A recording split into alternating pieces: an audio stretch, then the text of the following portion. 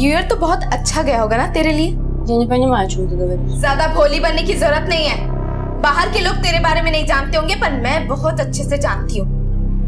Все, хватит на меня кричать. मुझे सब कुछ पता है। Хватит на меня кричать. Я जब से आई है तूने मेरा जीना मुश्किल करके रख दिया है। Ты только кричишь и унижаешь меня. Я ये ढोंग अपना बंद कर, मुझे सब पता है। Послушай, мне надоело слушать это все. क्या? समझ में नहीं आ अरे हटो हटो हटो हटो। Я не хочу с тобой разговаривать. ज्यादा एक्टिंग मत नाज़िया, कर। दरवाजा खोल नाज़िया। नाज़िया, अरे नाज़िया। तुम लोग यहाँ भीड़ लगा क्यों खड़े हो यार? कोई तमाशा हो रहा है क्या? जाओ यहाँ से, नाज़िया, जाओ। नाज़िया दरवाजा खोल। नाज़िया, नाज़िया, नाज़िया, नाज़िया। क्या हुआ नाज़िया? जब से ये गोरी चमड़ी आई है, सब इसके ही चमक में खोए हुए हैं। कल तक जो क्लाइंट्स मेरे आगे पीछे घूमते थे, आज इसके आगे पीछे घूम रहे हैं। मुझे पता है ये सब ये जानबूझकर कर रही है। नाज़िया पहले मेरी बात सुन, शांत हो जाओ। वो क्लाइंट्स हैं, अब वो किसे पसंद करते हैं ये हम डिसाइड नहीं कर सकते ना। तो मेरे भी मैनेजर हो ना, फिर उसकी साइड क्यों ले रहे हो? ऐसा कुछ भी नहीं है नाज़िया। तुमने बॉलीवुड फिल्म का कॉन्ट्रैक्ट साइन किया है ना, अगले हफ्ते उसकी रिहर्सल भी है और दोनों का काम बराबर है ना उसमें। मैं बॉलीवुड तो क्या किसी रीजनल फिल्म में भी इसके साथ काम नहीं करूंगी। और तुम डिसाइड कर लो, या तो मैं या तो वो। नाज़िया, नाज़िया, अरे यार चलो बात करते हैं।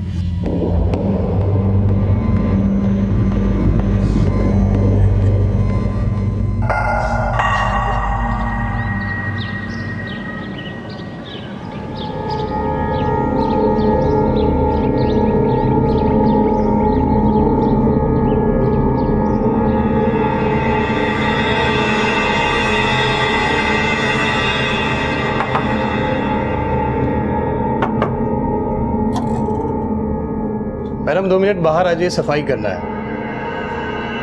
मैडम, मैडम 2 मिनट बाहर आ जाइए, सफाई करना है। मैडम आप सुन रही हैं? मैडम,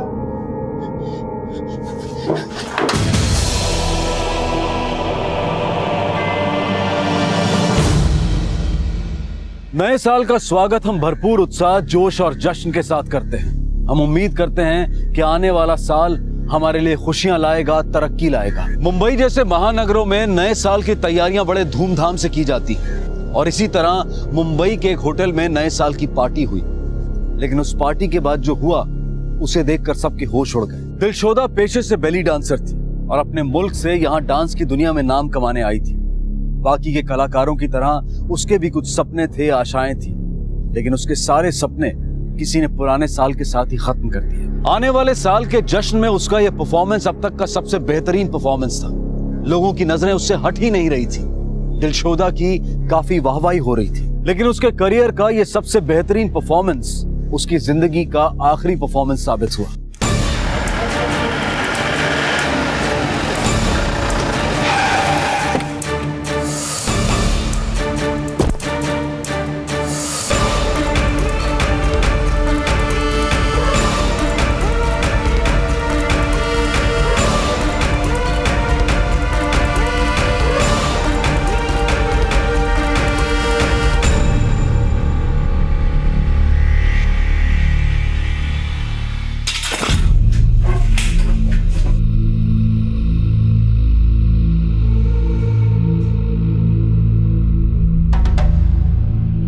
मर्डर गला घोटकर किया गया।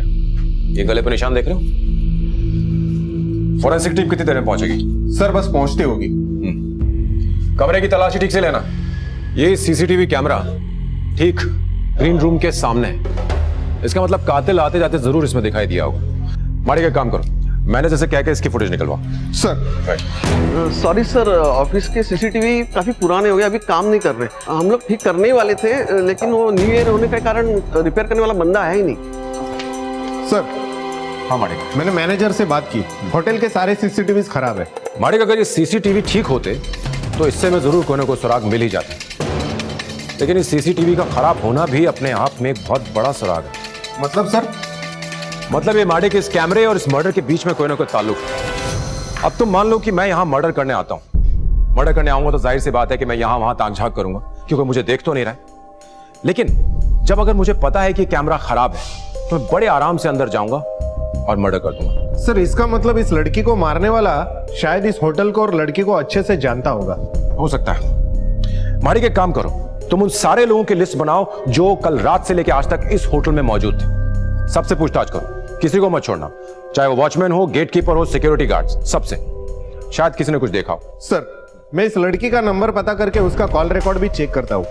शायद जो भी यहाँ आया था उसकी यहाँ आने से पहले इस लड़की से बात हुई हो। राइट।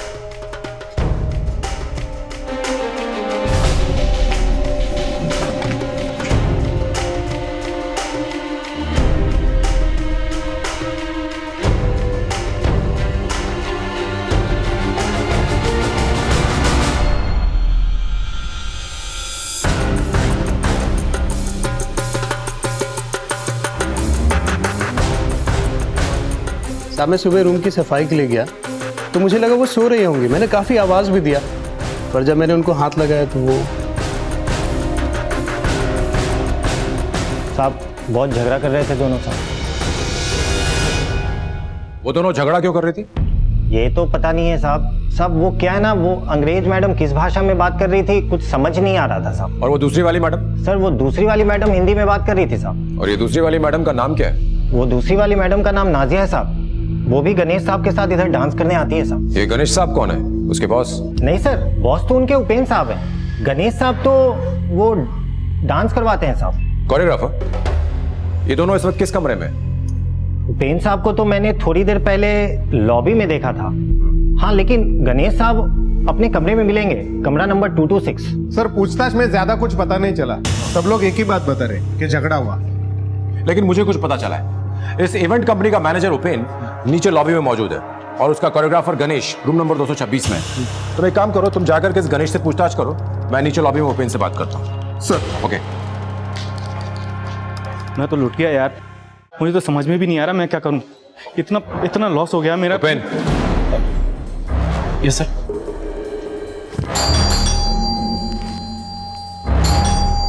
सर मुझे तो ये यकीन नहीं हो रहा है कि किसी ने दिलशोदा को मार दी। वो तो बहुत प्यारी और स्वीट लड़की थी सर। इतनी प्यारी और स्वीट लड़की का मर्डर कौन कर सकता है? मुझे क्या पता किसने मारा होगा सर। मैं तो वैसे ही खुद परेशान हूँ सर। मैंने रशिया से उसे यहाँ शो के लिए बुलाया था, लेकिन मेरा इतना लॉस हो गया। उसकी एडवांस बुकिंग थी, मुझे सबके पैसे वापस देने पड़ेंगे। और सबसे बड़ी बात, उसके घर वालों को क्या बोलूँगा मैं। उसकी किसी से कोई दुश्मनी थी? ऐसी दुश्मनी जिसमें उसका कोई मर्डर कर दे? नहीं सर, ऐसा तो कोई नहीं था। तो फिर कल रात उसका झगड़ा क्या नाजिया के भूत से हुआ था? वो झगड़ा सर नाजिया और दिलशोदा में तो अक्सर होता रहता था। अब छोटे मोटे झगड़े तो होते रहते हैं। जैसे गणेश के साथ झगड़ा हुआ तो इसका मतलब ये थोड़ी कि मर्डर गणेश ने कर दिया। मतलब? Ganesh? Yes sir. Actually sir, Ganesh Dilshoda को बहुत लाइक करता था।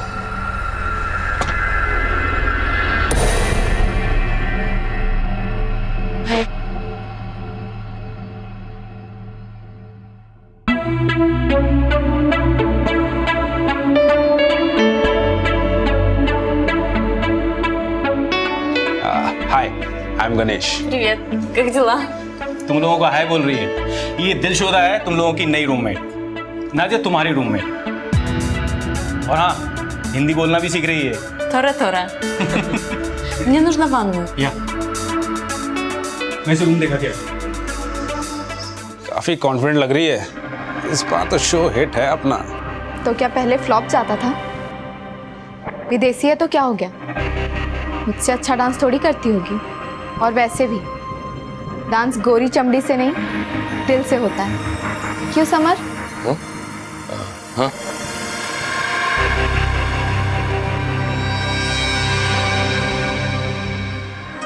हाँ, मैं उसे पहले दिन से लाइक करता था। फिर मैं क्यों मारूंगा सर उसे? क्या तुमने ये बात उसे बताई थी कि तुम उसे लाइक करते हो?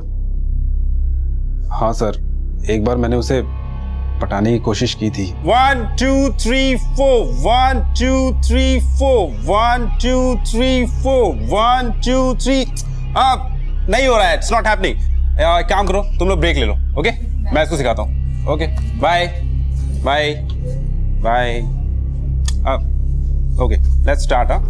तुझे क्या लगा? ये सब तुझे ऐसे ही मिल जाएगा? हाँ बेबी, इसको गुरु दक्षिणा कहते हैं और आज तक मुझे किसी ने ना नहीं कहा। Come on, come on. वैसी नहीं हूँ। जाओ, देखता हूं कौन सिखाता है तुझे। सर गणेश ने उस बात को इज्जत पे ले लिया था। वो तो उसे कोरियोग्राफ भी नहीं करना चाहता था। फिर मैंने मैनेज किया।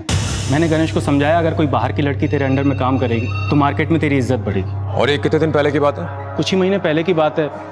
बाद में तो सब ठीक ही चल रहा था सर। कल रात की पार्टी के बाद तुम दोनों कहाँ थे? कल रात की पार्टी बहुत बड़ी थी सर, और बहुत मुनाफा भी हुआ, इसलिए मैंने और गणेश ने दारू पीकर सेलिब्रेट किए थे सर। गणेश तू देखना, इस प्रोग्राम के बाद ना हमारी लाइफ के सारे प्रोग्राम बड़े अच्छे होंगे। आज हम 3 स्टार में बैठे हैं, कल देखना 5 स्टार में होंगे, और सामने स्विमिंग पूल से लड़कियां निकल रही होंगी और हाथ में स्कॉच होगा। और तू देखना, आज हमारा एक ग्रुप है ना, कल 4 ग्रुप होंगे। बिल्कुल सब जल्दी चलिए साहब, वो अंग्रेज मैडम से नाजिया मैडम झगड़ा कर रही है साहब। अरे यार इन लड़कियों के झगड़े कभी खत्म नहीं होते यार। अच्छा मजा आ रहा था। सर वेटर की बात सुन के हम लोग ग्रीन रूम में गए और उपेर ने दिलशोदा को समझाने की कोशिश की। दिलशोदा देखो, रो मत, ये सब होता रहता है। न्यू ईयर दिलशोदा, रो मत प्लीज। Leave me. Я хочу побыть одна. अरे भाई जाने देना, ओके गोद में बैठेगा उसकी। अरे भाव नहीं तेरी, छोड़, सुबह तक ठीक हो जाएगी। चल सुन ही नहीं रही। चल तू अभी चल। उन लोगों के झगड़े के चक्कर में काफ़ी लेट हो गए थे सर, और बहुत पी भी ली थी, तो हम दोनों यहीं रुक गए। अरे यार उसके समझ में ही नहीं आता, इतना क्या गुस्सा, मैं उसे समझा ही तो रहा था। करेक्ट बोल रहा है, करेक्ट बोल रहा है। समझ के आइए, मैं आपको रूम तक छोड़ देता हूँ। कौन सा room number? Room number 226। Thank you, happy new year. फिर हम यहाँ आए और सो गए, और उसके बाद क्या हुआ कुछ पता नहीं sir. Happy new year Ganesh. अरे सेम टू यू। देखना कल से नया शो करूंगा और धमाल मचा दूंगा मैं। अरे all the best, all the best. Thank you. Dilshoda से जुड़ी कोई बात हमें बता सकते हो जिससे हमें हेल्प हो सके? हाँ सर, इवेंट खत्म होने के बाद समर मिला था मुझे। गणेश एक काम करा दे, दिलशोदा के साथ कुछ करा दे। बेटा तेरे सपने कुछ ज्यादा बड़े नहीं हो गए? अबे सपने तो सपने हैं ना, उन्हें छोटे बड़े से क्या लेना देना है? और वैसे भी हर बड़ी चीज की एक बड़ी कीमत होती है। मैं तुझे दे रहा हूँ ना, तू यार ये ले। कितना चाहिए? ये ले, सब ले। काम करा दे, बस एक बार दिलशोदा के साथ करा देना। बेटा अगर तेरी गर्लफ्रेंड नाजिया यहाँ आ गई ना तो तेरी खैर नहीं। अच्छा, नाजिया यहाँ भी आती है क्या? अबे कुछ भी बोलता है यार। देख सीरियसली बोल रहा हूँ, काम करा दे, वरना दिलशोदा को तो मैं पाकर ही रहूंगा, चाहे उसके लिए मुझे कुछ भी करना पड़े।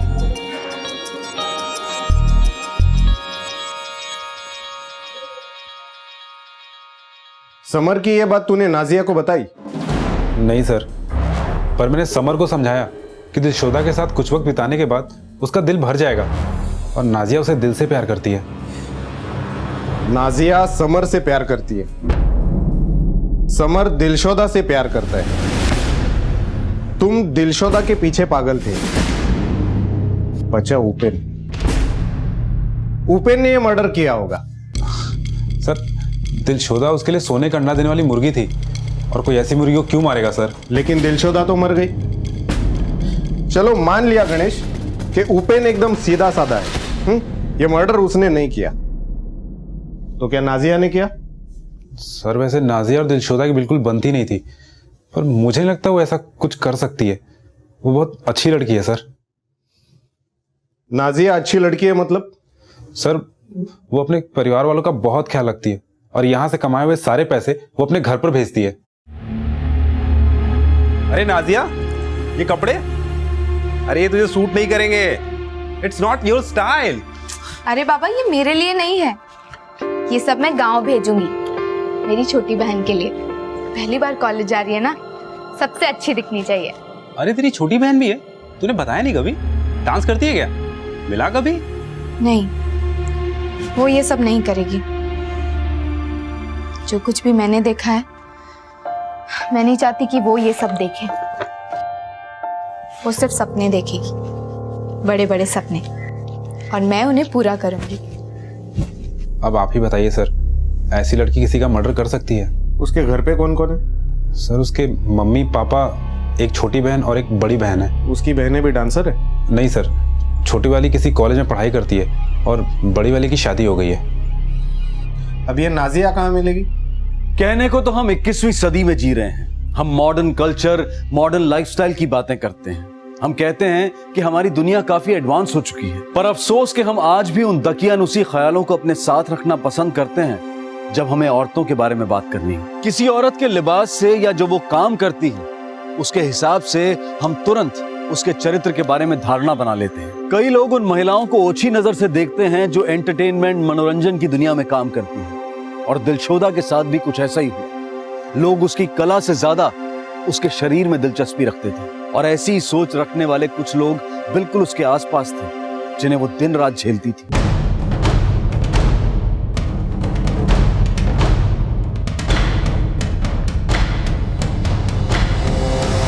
One, two, three, start. 1, 2, 3, 4, 5, 6, 7, 8. 1, 2, 3, 4, 5, 6, 7, 8. Change. 2, 2, 3, 4, 5, 6. क्या कर रहे हो? देखो पीछे क्या कर रहे गर्ल्स? 4, 5, 6, 7, 8. 1, 2, 3, 4, 5, 6, 7, 8. क्या कर रहे हो? गलत कर रहे हो, ठीक से करो, मैच करो. 2, 3, 4, 5, 6, 7, 8. 1, 2, 3, 4, 5, 6, 7, 8. 2, 2, 3, 4, 5, 6, 7, 8. 1, 2. नाजिया कौन है? सर मैं हूँ नाजिया। वो मेरी रूममेट थी सर, हम 1 साल से साथ में थे। मैं बेवजह उसे क्यों मारूंगी? तुम्हारे हिसाब से बेवजह होगा, पर हर चीज के पीछे की वजह ढूंढना ही हमारा काम है। कल रात जो हुआ उसकी वजह तो याद होगी, या वो सब कुछ भी बेवजह था? सर कल रात मुझे गुस्सा आया था, पर वो गुस्सा इतना बड़ा भी नहीं था कि मैं किसी का मर्डर कर दूं और अपनी लाइफ खराब कर दूं। सर ऐसा नहीं है कि मैं अच्छी डांसर नहीं हूँ, पर वो फॉरेनर थी ना, इसीलिए सब उसके पीछे पड़े रहते थे। और कल रात को भी इसी बात को लेकर हम दोनों के बीच कहासुनी हो गई। और वो आखिरी बार था जब तुम दिलशोदा से मिली? नहीं सर, मिली तो नहीं थी, लेकिन जब मैं वॉशरूम जा रही थी तब मैंने वहां देखा।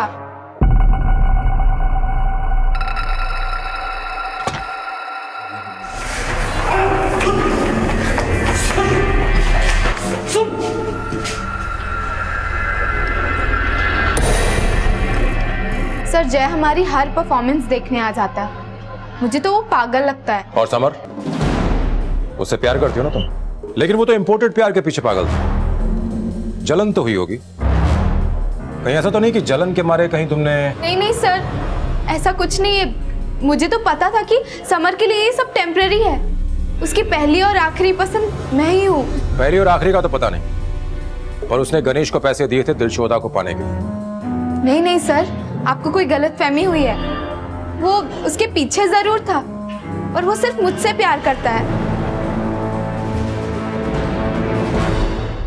हाँ, जय का एड्रेस पता करो और जैसे पता चलता है मुझे इन्फॉर्म करना। माड़िक, हमें नाजिया, उपेन और गणेश, इन तीनों के पत्ते भी खोलने होंगे सर। क्योंकि मुझे लग रहा है कि हुक्म का इक्का इन्हीं तीनों में से किसी एक के हाथ में है। और बात है कि जब इक्के खुलेंगे तो बाजी हमारे हाथ में होगी। देखो, नाजिया समर को प्यार करती है, ये बात तो हम जानते हैं, और समर दिलशोदा के पीछे फिदा था। हो सकता है कि ये बात नाजिया के दिल में घर कर गई हो और उसने जलन में आकर के मर्डर कर दिया हो। सर ये भी हो सकता है कि गणेश को ये रिजेक्शन बर्दाश्त नहीं हुआ हो। उसे लगा होगा कि दिलशोदा ने समर को हाँ बोल दिया है और उसने जलन में आकर दिलशोदा को मार डाला।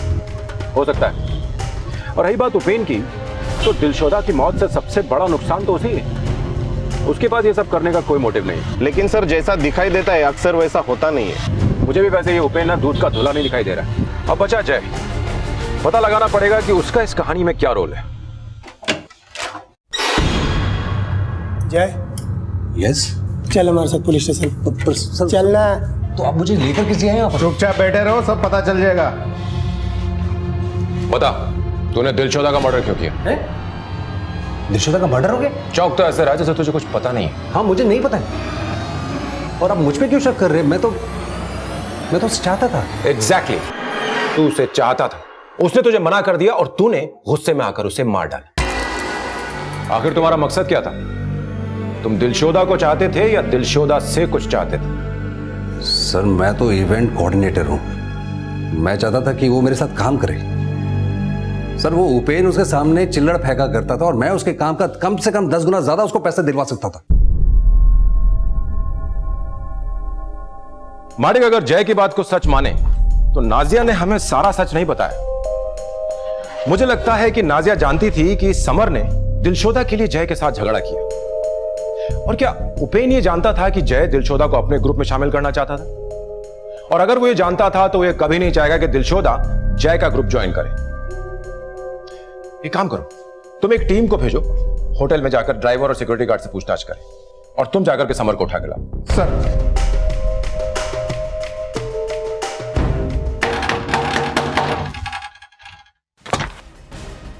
समर। हाँ चल अरे पर चल, बात चल, क्या चल, बताइए तो? चल, पता चल गया, सर, हुआ क्या बताइए तो? अरे सर हुआ क्या? मैं तो दिलशोदा से प्यार करता था सर, मैं उसको क्यों मारूंगा? मैंने तो उसके लिए नाजिया को छोड़ दिया। समर प्लीज ऐसा मत करो समर, मैं तुमसे बहुत प्यार करती हूँ। देख नाजिया, मेरा तेरा रिश्ता सिर्फ बिस्तर तक का था, लेकिन दिलशोदा से मैं प्यार करता हूँ और ये ब्रेकअप चलता रहता है। टेंशन मत ले, शादी नहीं की थी मैंने तुझसे। समर प्लीज, अगर तुमने ऐसा किया ना तो मैं अपनी जान दे दूंगी। ये नाटक मत कर, तू ऐसा कुछ नहीं करेगी और वैसे भी तेरे को ना कोई मिल ही जाएगा। समर कब हुआ सब? भी कुछ महीनों पहले सर मैंने दिलशोदा के लिए बहुत वेट किया सर। और कोई लड़की होती तो मुझे जो करना था मैं करके खत्म किया होता, लेकिन साहब मैं दिलशोदा से प्यार करता था, उसकी जगह बिस्तर पर नहीं दिल में थी सर। तू ये शहर छोड़कर नहीं जाएगा साहब। तू हमें बिना बताए शहर छोड़ करके नहीं जाएगा। ठीक है सर, जा। Thank you sir.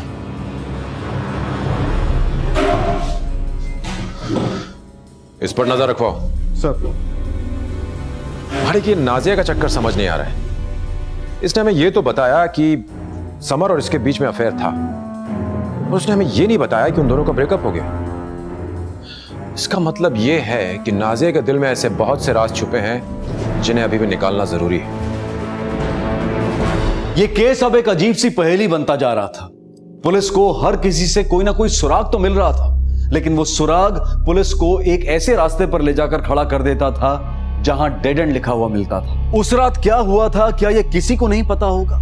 क्या किसी ने कुछ देखा ही नहीं? या फिर कोई ऐसा था जिसे सब कुछ पता था पर वो इस केस को उलझाकर बचने की कोशिश कर रहा था? पुलिस सभी के बयानों को एक कड़ी में जोड़ने की कोशिश कर रही थी कि शायद एक लापता कड़ी उन्हें मुजरिम तक ले जाने में मददगार साबित हो, लेकिन यहां तो हर कड़ी के बाद दूसरी कड़ी गायब थी। आखिर माजरा क्या था?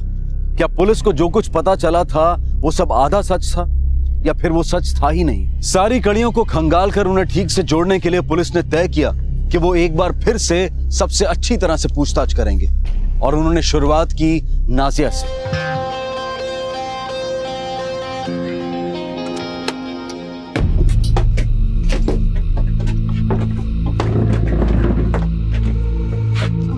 सर वो मेरी दूसरे परफॉर्मेंस का टाइम हो रहा है। कोई बात नहीं, पहले हमारा शो खत्म हो जाए, उसके बाद जिस शो पे जाना चाहती हो चली जा। देखिए सर, मुझे जो कुछ भी पता था मैं आपको सब कुछ बता चुकी हूँ। नहीं नाजिया, अभी भी कुछ सच है जो बताना बाकी। अब सच सच बताओ, वरना ये लेडी कांस्टेबल देख रही हो, इसकी कोरियोग्राफी के बाद डांस करना तो दूर, खड़े रहना मुश्किल हो जाएगा। इसलिए सब सच बताओ। समर के साथ अब भी हो? नहीं सर, मैंने झूठ बोला था। मैं बहुत डर गई थी सर, क्योंकि मुझे लगा अगर आपको इस बारे में पता चलेगा तो आप सबसे पहले मुझ पे ही शक करोगे, और अगर मुझे किसी को मारना ही होता तो मैं समर को मारती, ना कि दिलशोदा को। तुम्हारा उस रात दिलशोदा के साथ झगड़ा क्यों हुआ था? Я не хочу с тобой разговаривать। ज्यादा एक्टिंग मत कर। तुझे पैसे चाहिए ना? निखिल सेठ और विक्रम सेठ ये दोनों देती है तुझे। दोनों बहुत पैसे वाले हैं। तू प्लीज समर का पीछा छोड़ दे। I'm not prostitute, I'm dancer. मैं समर पीछे नहीं, समर मेरे पीछे। बस सर, इसके अलावा मैंने जो कुछ भी बोला है सब कुछ सच बोला है। Thank you.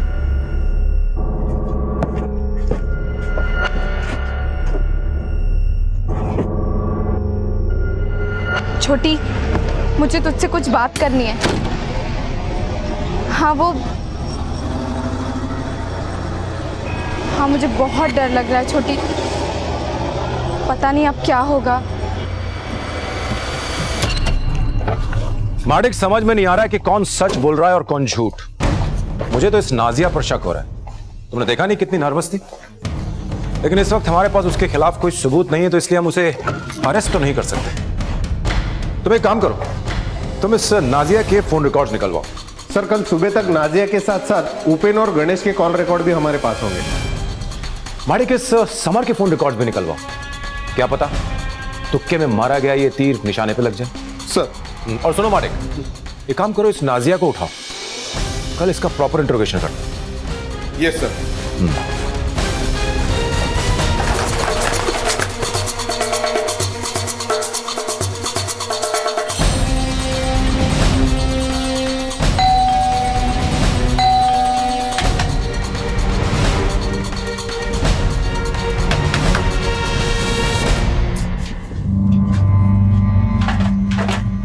आप नाजिया के पड़ोसी हो?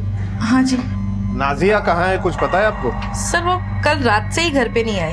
एक्चुअली कल सुबह उसकी बाई ने काम करके चाबी दी थी, वो चाबी लेने भी नहीं आई। नहीं सर, कल से नहीं दिखी नाजिया। कॉल किया था सर, लेकिन स्विच ऑफ आ रहा था। पहले तो कभी ऐसा हुआ नहीं सर, समझ में नहीं आया। पता नहीं कहाँ गई सर, वैसे तो बता कर जाती है वो।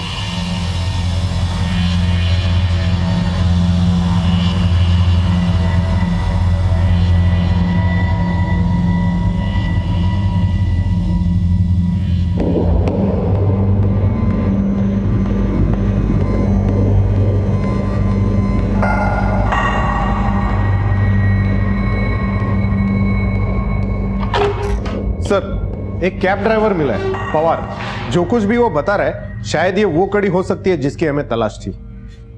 बुलाओ सर। सर। पवार, बताओ क्या जानते हो तुम? साहब, होटल के लिए काम करते हैं। मैं लेट नाइट पार्टी वार्टी रहती है ना, तो लड़की लोग को ड्रॉप करने को होता है मेरे को। नाइट शिफ्ट में क्या है साहब, काम कम रहता है। सुबह ट्रैफिक वगैरह रहता है, तो मेरे को रात को थोड़ा काम जमता है। कहानी मत बताओ, मुद्दे की बात बताओ। अभी कुछ दिन पहले की बात है साहब। नाजिया मैडम होटल के बाहर आई, मेरे गाड़ी में बैठी। जब हम लोग निकलने वाले थे तभी चले मैडम। हाँ चलो।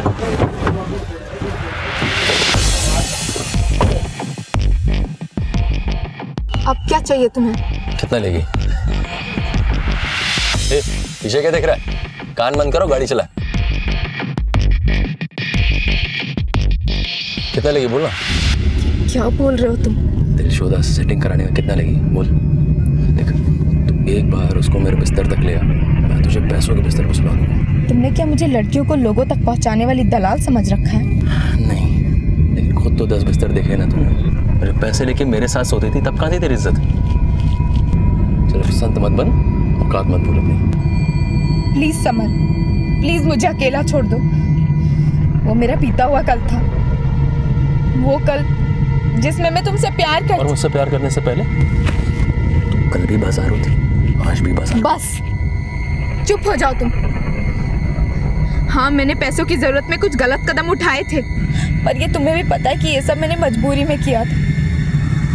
मेरे आगे कोई और रास्ता नहीं था। ये वो रास्ते हैं जिन पर चलने के बाद और कोई रास्ता दिखाई नहीं देता। और रास्ता चाहे जो, तेरी मंजिल हमेशा से पैसे ही थी, तो रास्ता तुम चूज करो और बस मेरा ये काम कर दो। जितने पैसे चाहिए मैं दूंगा।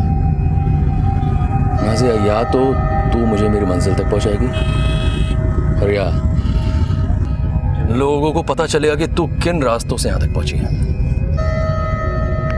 ये देख, प्लीज समर। एक ग्रीन बटन दबाते ना, तेरे घर वाले हमेशा के लिए तेरे लिए ये लाल बटन दबा देंगे। अच्छा, तेरी बहन के ससुराल वालों को पता लगेगा कि तू ये सब करती थी तो क्या होगा? समर, प्लीज प्लीज ऐसा मत करो। मैं बर्बाद हो जाऊंगी समर, मेरी बहन की जिंदगी खराब हो जाएगी। प्लीज देख, तुम मेरा काम कर दो और मैं वादा करता हूँ मैं तेरा काम कभी नहीं बिगाड़ूंगा। बड़ा गुस्सा है। ये नाजिया मैडम को तुम आखिरी बार कब मिले थे? कल साहब। कल? हाँ साहब, वो होटल के बाहर मिली थी, फिर उन्हें मैंने। केस लगता है? नहीं Madik, it's not a suicide case, it's a planned murder. अगर नाजिया को जान ही देनी होती तो 12 किलोमीटर दूर आकर के जान क्यों देती? हो ना हो इसे किसी ने मारा है और फिर उसकी लाश को ठिकाने लगाने की कोशिश की। एक काम करो, यहाँ के लोकल पुलिस स्टेशन में कोऑर्डिनेट करो, देखो क्या क्लू मिलता है। Sir right.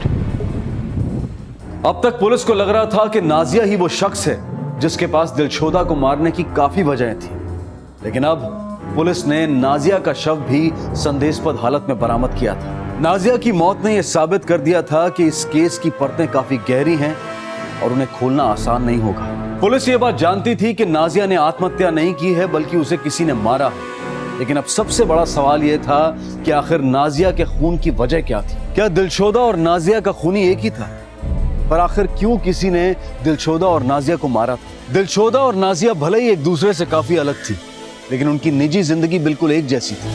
वो दोनों ये सब कुछ अपने परिवार के लिए कर रही थी और वो उनसे काफी प्यार भी करती थी। नाजिया अपनी जिंदगी ठीक करना चाहती थी, वो चाहती थी कि उसे इज्जत मिले और डांस की इस दुनिया में वो और आगे जाए, लेकिन अफसोस कि उन दोनों को ही वो नहीं मिल पाया जिसकी उन दोनों ने चाह की थी। सर, कोई मेरे बिजनेस को चौपट करना चाहता है। मैं तो पहले से ही काफी नुकसान हूं सर। मेरा बिजनेस आसमान छू रहा था। प्री बुकिंग इतनी हो गई थी कि मैंने लोगों को ना कहना शुरू कर दिया था। सोचा था इस साल के एंड तक मैं 5 स्टार में पार्टी करूंगा, लेकिन सर मेरे दोनों डांसर्स नहीं रहे सर। मेरा बिजनेस तो बर्बाद हो गया। उनकी जरूरत मुझसे ज्यादा किसे होगी सर? कोई मेरे डांसर्स को टारगेट कर रहा है। कौन टारगेट करना चाहेगा उन्हें? पता नहीं सर, कोई भी राइवल जो बिजनेस में मुझसे आगे बढ़ना चाहता हो।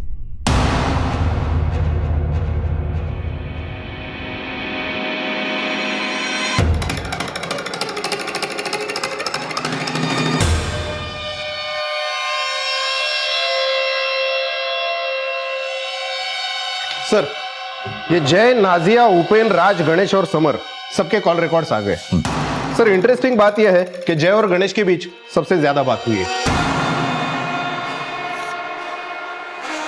ये जय तो अपनी इवेंट कंपनी चलाता है ना, और गणेश उपेन का कोरियोग्राफर है। ये इन दोनों के बीच में इतनी बातचीत क्यों हो रही है?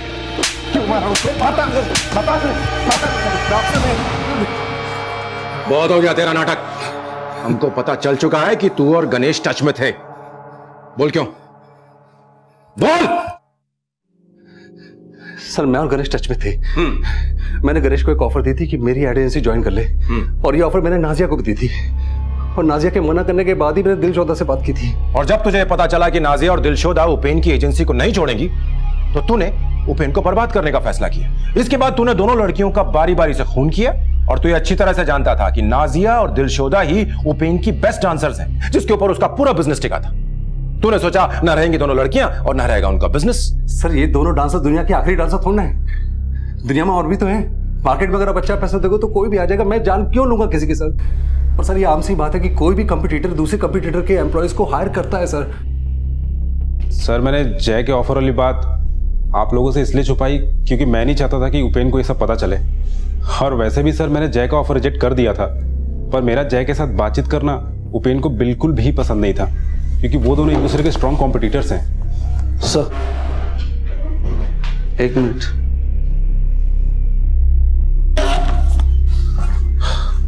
हाँ बोलो। सर, ये समर का कुछ पता नहीं चल रहा है। मैंने बहुत ढूंढने की कोशिश की पर वो नहीं मिल रहा है।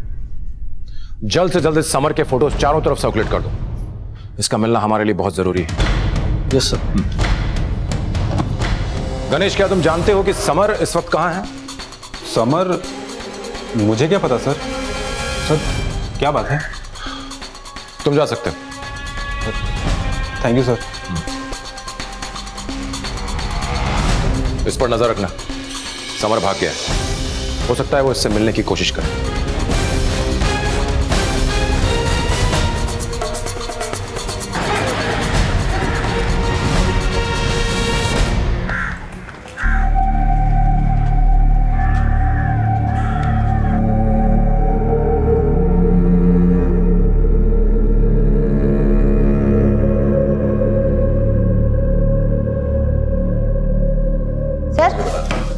ये शबनम है, नाजिया की छोटी बहन। हाय, थैंक यू वेरी मच जो आप यहाँ आए। कैसे नहीं आती सर, जिस बहन ने मेरी और पूरे परिवार की जिम्मेदारी अपने कंधों पर उठा रखी थी, उस बहन के लिए इतना करना तो कुछ ना करने के बराबर है। मैं ही जानती हूँ कि आपा ने हमारे लिए कितनी कुर्बानियाँ दी थी। कुर्बानी? कैसी कुर्बानी? कि हमारी ज़रूरतें पूरी करने के लिए आपा ने कई लोगों के साथ रातें बिताई हैं। मैं जानती थी कि वो कई लोगों की भूख का शिकार बनी है, सिर्फ हम सबकी भूख शांत करने के लिए। हमें पैसों की बहुत ज़रूरत थी और आपा ने अम्मी अब्बू को कभी एक बेटे की कमी महसूस ही नहीं होने दी।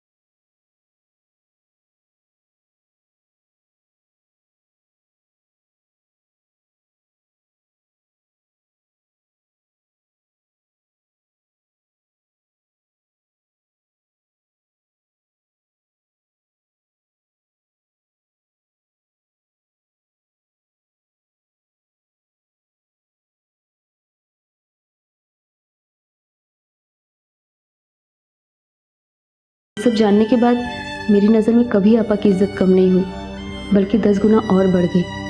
मैंने और आपा ने तय किया था कि ये बात सिर्फ हम दोनों के बीच में रहेगी, क्योंकि अगर अम्मी अब्बू को ये बात पता चलती तो वो जिंदा नहीं बचते।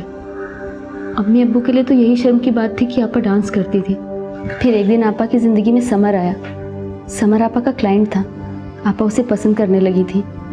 वो उसके साथ अपनी ज़िंदगी की नई शुरुआत करना चाहती थी, मगर ऐसा कुछ नहीं हुआ। दुनिया की नज़र में समर उनका बॉयफ्रेंड था, लेकिन ओह हाय, बहुत बढ़िया। हाँ बढ़िया। कहाँ है यार? अरे यार चल बैठ, बुलाता हूँ। जल्दी यार। अरे ना बुलाता। बड़ी बेचैनी है यार दोस्त।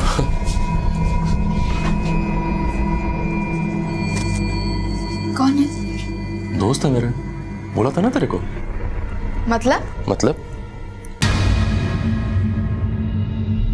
समर, तुम ये क्या कर रहे हो? तुम मेरे बॉयफ्रेंड हो, मैं सिर्फ तुम्हारी हूँ। तुम मुझे अपने दोस्तों के साथ बांटना चाहते हो। देखना क्या, एक कॉल और तेरी जिंदगी खत्म। लोग थूकेंगे तेरे अम्मी अब्बू पर। क्यों ऐसा कर रहे हो समर? मैं तुमसे प्यार करती हूँ। मैं भी तुमसे प्यार करता हूँ नाजिया, लेकिन अब वही प्यार ना मेरे दोस्तों के दिल में भी जाग गया है। तो जो प्यार तुम मुझे देती थी ना, वही उनको भी दे दो बस। डिसाइड तुम्हें करना है कि तुम अंदर जाओगी या मैं तुम्हारे घर वालों को कॉल लगाऊं। प्लीज। सब ड्रामा में बाद में यार, जल्दी डिसाइड करो। जाओ जाओ, 2-3 ओवर जाओ। समर के जाल में आपा पूरी तरह से फंस चुकी थी और समर उनका इस्तेमाल करता रहा। सर, समर का पता चल गया।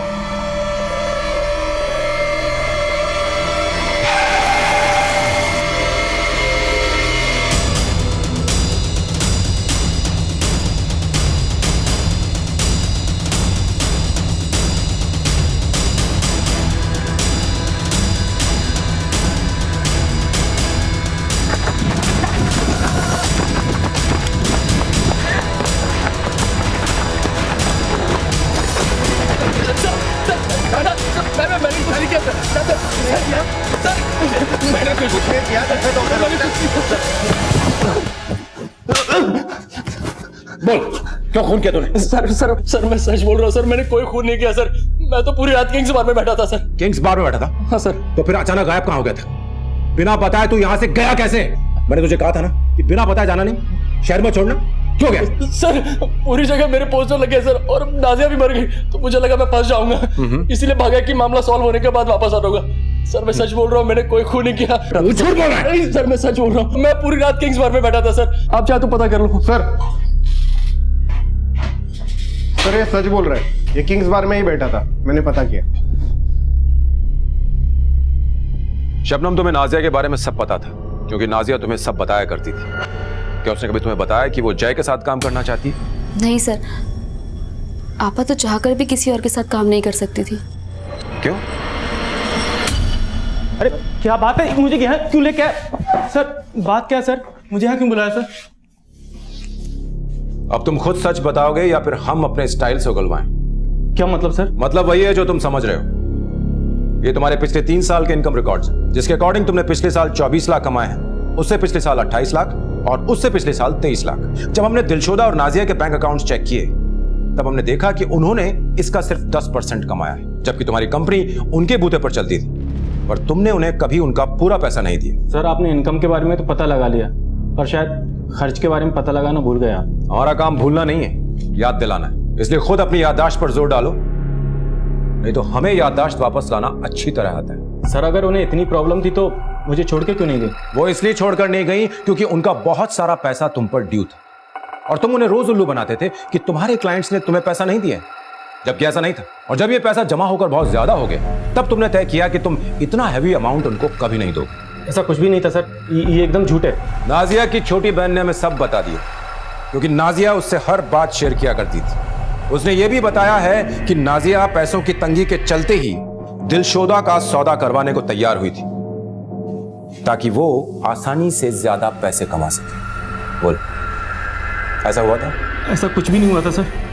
मैं सर बताता हूँ, एक्चुअली बात ये थी कि वो दरअसल समझ में नहीं आ रहा। अरे हटो हटो हटो हटो। Я не хочу с тобой разговаривать. ज्यादा एक्टिंग मत कर। तुझे पैसे चाहिए ना?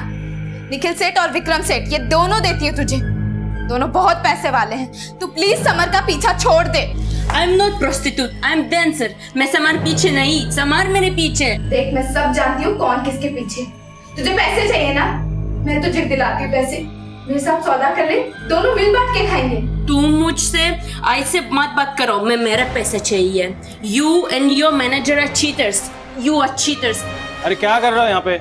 जाओ ना, तमाचा लगा रखा है क्या? जाओ यहाँ से। मैं मेरे पैसे चाहिए। I want to go my country. I go to embassy and tell you are cheaters. I want my money.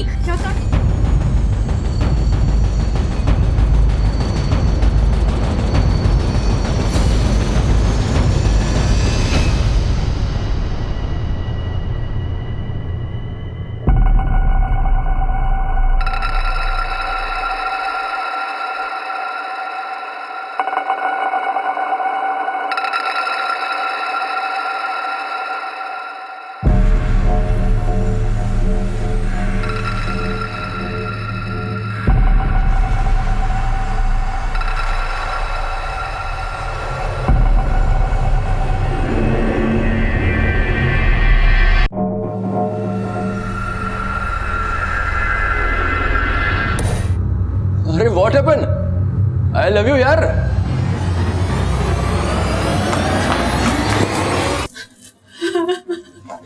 अब मान चुकी है, अब मान चुकी है।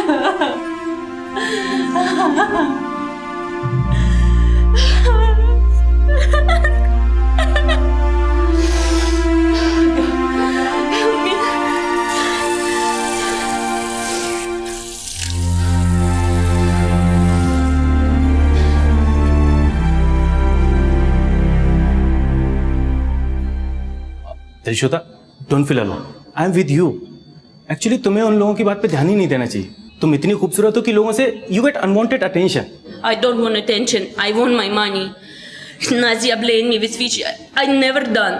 Guys, look at me like piece of meat. I'm done. I just want my money, my passport, and I want to go back. Or I go to embassy, and you tomorrow go into jail. ए, बहुत हुआ तेरा। मुझे धमकी दे रही तू? 2 कौड़ी की औकात है तेरी, ज्यादा सर में मत चढ़। पैसे चाहिए ना तुझे, है? अभी दूंगा मैं तुझे पैसे। Yes, now I want. Yes now, green room में वेट कर।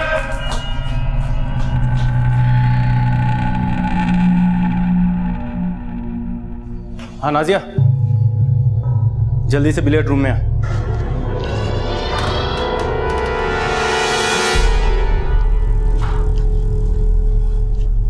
उपेन, इस वक्त क्यों बुलाया? नाजिया तुम्हें पैसे चाहिए ना? हाँ, मुझे पैसों की बहुत ज़रूरत है और तुमने कहा था कि 1-2 दिन में मेरा हिसाब क्लियर कर दोगे। मुझे पता है नाजिया तुम्हें पैसों की ज़रूरत है, तुम्हें अपनी फैमिली को देना है ना, इसलिए मैंने क्लाइंट से जैसे तैसे गिड़गिड़ा के पैसे लिए। पर यार, पर क्या? वो दिलशोदा मुझे धमकी दे रही है यार। अगर मैंने उसे पैसे नहीं दिए तो अपनी एम्बेसी में मेरे खिलाफ शिकायत कर देगी और मुझे उसे पैसे देने होंगे तुमसे पहले। उपेन, पिछले 6 महीने से तुम मुझे टाल रहे हो और तुम्हें पता है कि अगर आपा के ससुराल वालों को पैसे नहीं दिए तो क्या होगा? तुम भी तो ये सोचो, अगर मैंने दिलशोदा को पैसे नहीं दिए तो जेल करवा देगी मुझे और फिर ना तुम्हें पैसे मिलेंगे ना मुझे। साली ये जब से आई है सांस लेना मुश्किल कर दिया है। मैं क्या करूं इसका? मुझे पता है क्या करना है। क्या? उसे मार देते हैं। क्या बोल रहे हो? पागल हो गए हो क्या? नाजिया, इसमें मेरा कोई फायदा नहीं है। मैं सिर्फ तुम्हारे फायदे के बारे में सोच रहा हूँ। सोचो अगर पैसे नहीं पहुंचे तो तुम्हारी बहन के साथ क्या होगा? हाँ, पर इसके लिए ये सब करना? ठीक है, तो मैं दिलशोदा को पैसे दे देता हूँ। मैंने तो सोचा था कि आज तुम्हारे सारे ड्यूज क्लियर कर देता और उन पैसों में से भी एक बड़ा अमाउंट तुम्हें देता, जिससे तुम्हें ये सब काम करने की जरूरत नहीं पड़ती। देखते हैं नेक्स्ट टाइम क्लाइंट कब पैसे देता है।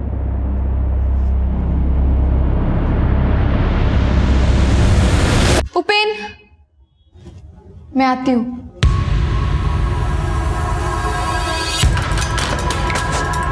सर, मैं बहुत डर गया था।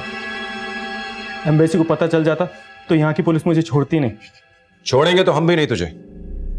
वो और बात है कि एम्बेसी वाले केस में तू सस्ते में बचता, तुझे कम सजा होती, लेकिन अब हम तुझे फांसी के तख्ते तक ले जाएंगे। ये बता, नाजिया को क्यों मारा? वो नाजिया को प्लान में शामिल करना मेरी सबसे बड़ी गलती थी। जब आप पूछताछ के लिए आए तो नाजिया आपको देखकर बहुत डर गई थी।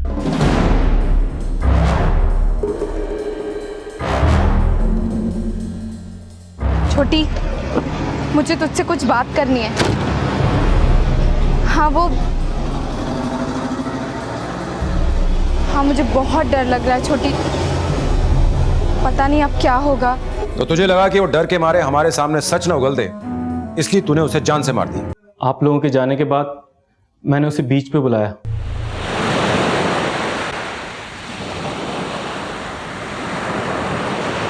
मुझे यहाँ क्यों बुलाया है? वैसे भी मैं पुलिस के सवाल जवाबों से तंग आ गई हूँ। मुझे मेरे पैसे दे दो, मैं यहाँ से चली जाऊंगी। नाजिया, मैं तुझे सब कुछ दे देता हूँ, लेकिन अब नहीं दूंगा, क्योंकि अब मुझे तेरे ऊपर भरोसा नहीं रहा। पता चला कि पैसे मिलते ही तूने अपने घर वालों को सेट कर दिया और बाद में तेरे अंदर का इंसान जाग उठा और पुलिस को जाके सब कुछ बता दिया। तो मैं क्या करूँगा? मैं तो गया। मतलब तूने जो काम किया है उसके लिए घटिया शब्द भी बहुत छोटा है। तूने 2 जानें ली, जिसमें से एक विदेशी की थी, और जिसे मारकर तूने अपने देश का नाम भी खराब किया है। तुझे 5 स्टार होटल में अपनी सक्सेस सेलिब्रेट करनी थी ना। तुझे 5 स्टार होटल तो नहीं मिलेगा, लेकिन जेल जरूर मिलेगा, 5 स्टार।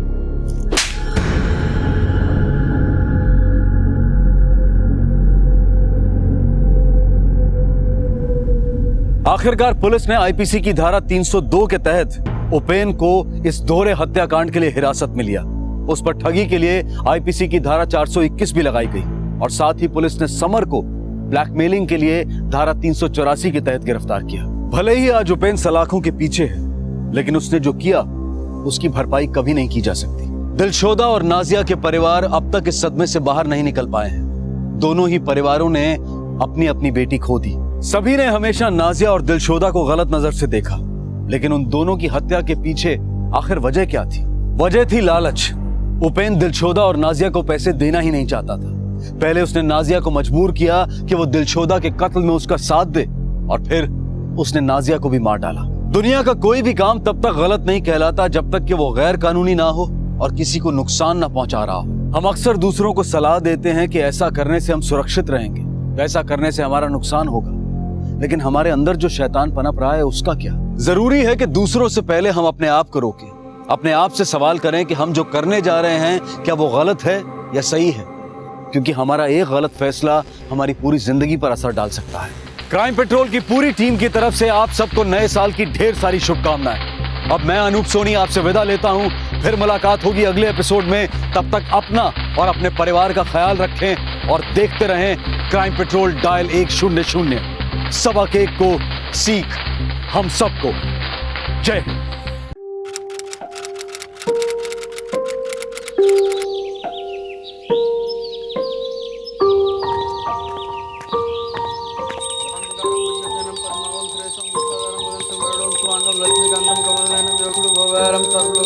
गजानम भूतग्रम तिर्जम वचरो मासम सोग्रहस्वासम गजम माता।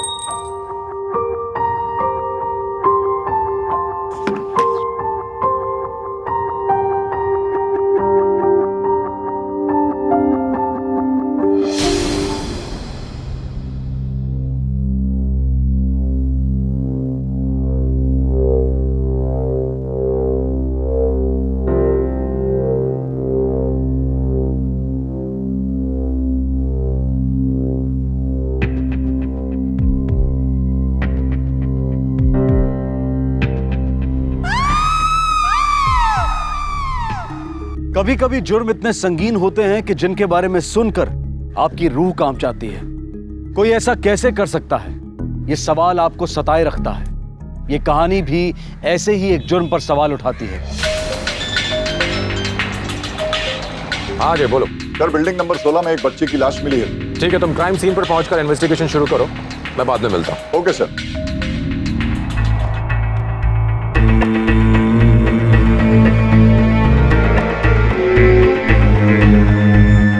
पिछली बार इस इलाके के एक नाले में 5 साल की बच्ची की लाश पाई गई थी, जिसका हत्या से पहले शोषण किया गया था। लेकिन इस बार मामला और भी गंभीर था।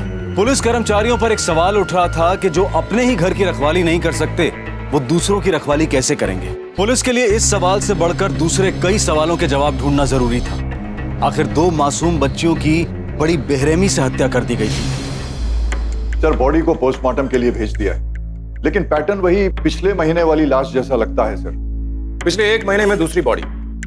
कोई एक 8 साल की बच्ची को पुलिस क्वार्टर की छत पर ले जाता है, लेकिन उस बिल्डिंग में रहने वाले किसी भी पुलिस ऑफिसर ने कुछ नहीं देखा। इसका मतलब ये हुआ कि जिसने भी ये जुर्म किया है वो उस बिल्डिंग में रहने वाले लोगों से वाकिफ था, यानी कि उसका वहां पर रोज का आना जाना था। या फिर सर वो बिल्डिंग में ही रहने वालों में से कोई एक है। हो सकता है। एक काम करो, बिल्डिंग नंबर 16 में जितने भी लोग आते जाते हैं रोज, उन सब से पूछताछ करो। देखो शायद कुछ पता चले। Okay sir.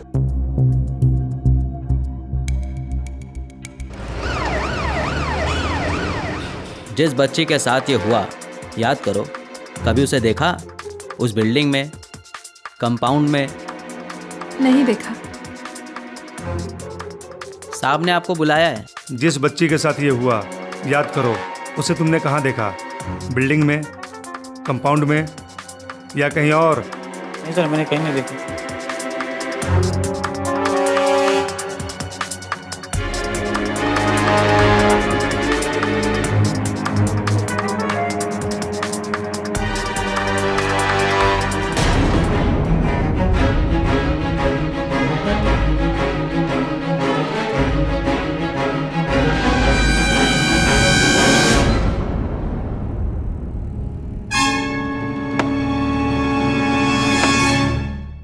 Sir postmortem report आ गई है। बच्ची के साथ रेप हुआ है और गला घोटकर हत्या की गई।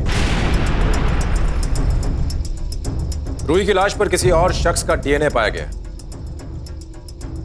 एक काम करो, बच्ची के माँ बाप को इन्फॉर्म कर दो। Okay sir. और उनसे कहो कि वो बॉडी ले जा सकते हैं।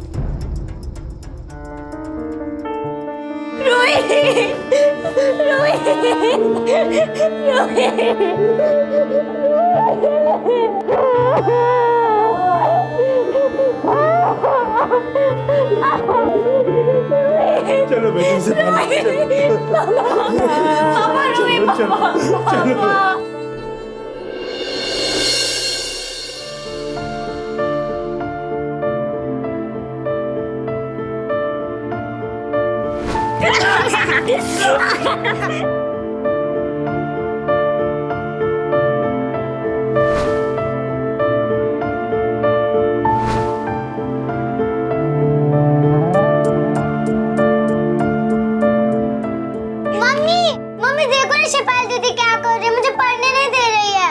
रूही शेफाली काय चाललंय दोघांचं तुम्ही? और शेफाली तुम इतनी बड़ी हो गई फिर भी तुम्हें अक्ल नहीं है ना? कितना मस्ती करती रहती हो? रूही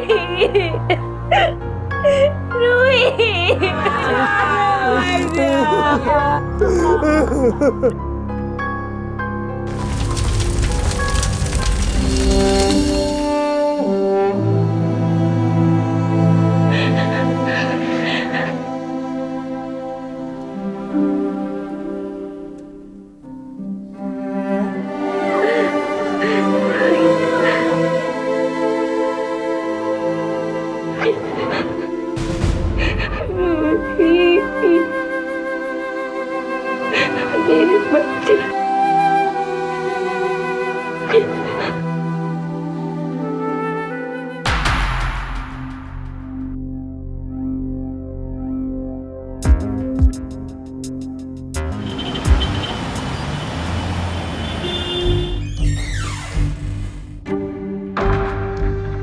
सर, रोहित शर्मा की फैमिली आई है, वो आपसे बात करना चाहती है। बुलाओ। Yes sir.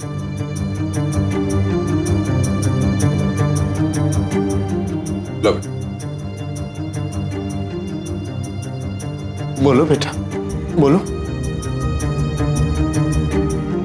बेटा घबराने की जरूरत नहीं है, तुम जो कहना चाहती हो खुल के बताओ। सर, मेरी बहन मेरी वजह से ही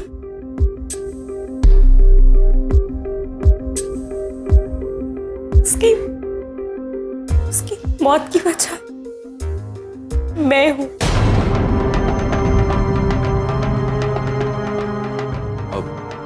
तुम क्या कहना चाहती हो बेटा? थोड़ा खुल के बताओ, साफ साफ बताओ। बोलो बेटा, बोलो। सर, मैं एक ऋषि नाम की लड़की को जानती हूँ। वो मोहल्ले की हर लड़की को छेड़ता है, मेरे पीछे भी पड़ गया था। सुनना, क्यों इतना भाव खा रही है रे? और जब मैं नहीं मिली तो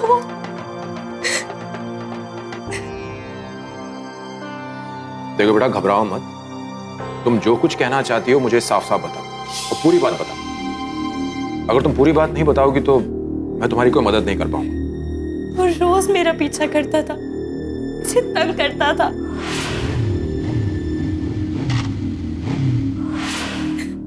मैं कुछ नहीं कर पाती थी क्योंकि मैं डरती थी। वो प्लीज क्यों हमें परेशान करो, जाने दो ना। और फिर एक दिन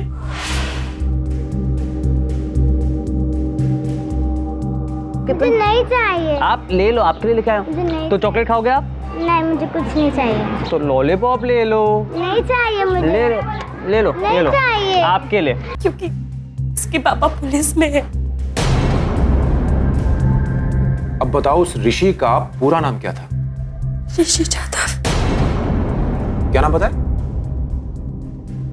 ऋषि जाधव। ऋषि जाधव?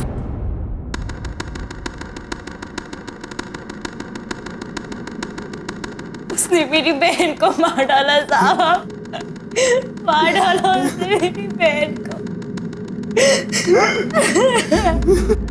रूही की लाश मिलने के 2 दिन बाद कहानी में ट्विस्ट आ गया। शेफाली के बयान से इतना तो साफ हो गया था कि ऋषि के पास रूही को मारने का मोटिव था, लेकिन जांच अब तक पूरी नहीं हुई थी। पर सबसे बड़ा सवाल यह था कि आखिर ऋषि कहां गायब था और क्या उसके कारनामों के बारे में उसके पिता को जरा भी अंदाजा था? अरे गावकर, तू ये ना। मैडम, ऋषि बाबू आहे का? नहीं रे, 3 दिन से घर नहीं लौटा। क्या रे? सर। सर। ये तू जा।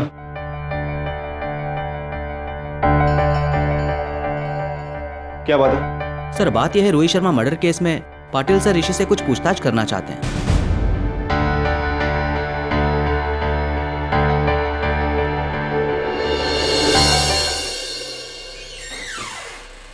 सर, टेलीफोन कंपनी से ऋषि यादव के कॉल के रिकॉर्ड्स आ गए हैं। ओके। पिछले 2 दिन से इसका फोन बंद आ रहा है और इसका आखिरी नोन लोकेशन अंधेरी ईस्ट दिखा रहा है। और इसने आखिरी 2 कॉल्स एक ही नंबर पे किए। इससे पहले भी उसने कई बार इस नंबर पे कॉल किया है। पता करो कि ये नंबर किसका है। देशमुख, ये नंबर लो और इसके कॉल डिटेल्स निकालो। जी सर। पाटिल, यादव बाबू आप। ऋषि को तुमने क्वेश्चनिंग के लिए बुलाया, क्या सबूत है उसके खिलाफ? यादव बाबू, ऋषि पिछले 3 दिनों से गायब है और आपने अभी तक उसकी मिसिंग रिपोर्ट तक नहीं लिखाई। तुम ऋषि को इतनी अच्छी तरह से नहीं जानते। 3-4 दिन दोस्तों के घर रहना उसके लिए तो आम बात है। लेकिन हर बार जब वो घर से बाहर रहा है, उसके घर की छत के ऊपर लाश भी तो नहीं मिली। और इस बार ऋषि के खिलाफ मरने वाली लड़की की बहन ने स्टेटमेंट भी दर्ज किया है। देखो यादव, मैं समझ सकता हूं कि तुम एक इंस्पेक्टर होने के साथ साथ एक पिता भी हो। और इस केस की तहकीकात के दौरान मैं सिर्फ इतना जानना चाहता हूं कि मेरी मुलाकात एक पिता से होगी या फिर इंस्पेक्टर प्रणव जाधव से।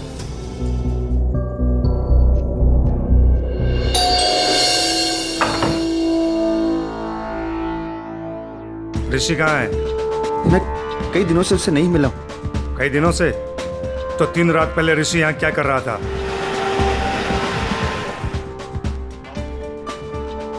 ऋषि के लोकेशन का पता चल गया? ठीक है, मैं भी पहुंचता हूं। ए गावकर, चल। हम लोग चल, आज चल। कहाँ? चल पुलिस स्टेशन, सब पता चल जाएगा। चल पुलिस स्टेशन। पापा को पता है कि तुम लोग मुझे लेने आए हो? हाँ चल, तुझे पता चल जाएगा। चल। पिछली 3 रातों से कहां थे तुम? फ्रेंड के घर पे था, पढ़ाई कर रहा था। पढ़ाई कर रहे थे या फिर पार्टी कर रहे थे? तुम्हें तो यह भी पता नहीं होगा कि तुम्हारे घर की छत पर रूही की लाश मिली है। उस छोटी सी बच्ची का रेप करके बेरहमी से मर्डर कर दिया गया है। तुम दोनों बहनों का पीछा किया करते थे, उन्हें तंग करते थे। ऐसा कैसे बोल सकते हो सर? मैं लाइक करता था शेफाली को, बस, और कुछ नहीं। मैंने कभी उसके साथ जबरदस्ती करने की कोशिश नहीं की। तुमने रूही को तंग किया था और शेफाली ने तुम्हें थप्पड़ मारा था। गुस्सा तो आया होगा तुम्हें? गुस्सा तो बहुत आया था सर, पर मैंने सोचा जाने दो। लेकिन मैंने कभी जबरदस्ती नहीं की है। मैं तो बस छोटी बहन को पटाने की कोशिश कर रहा था, जिससे बड़ी बहन के साथ सेटिंग हो जाए। और रही लड़की की बात, एक जाती है तो दूसरी आती है। दूसरी वो जहां से तुझे उठा के लाए? ऋषि, अगर तुझे मैं रेप और मर्डर के केस में अंदर कर दूं ना, तो ये सारी हेकड़ी निकल जाएगी तेरी। फिर करते रहना अंदर पार्टी ऑल नाइट। तो कर दो ना अंदर, पर सबूत क्या है?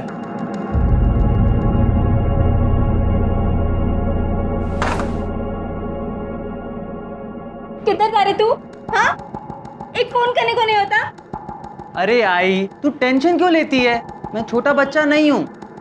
अच्छा, मुझे बहुत तेज भूख लग रही है, कुछ खाने को बना दे प्लीज।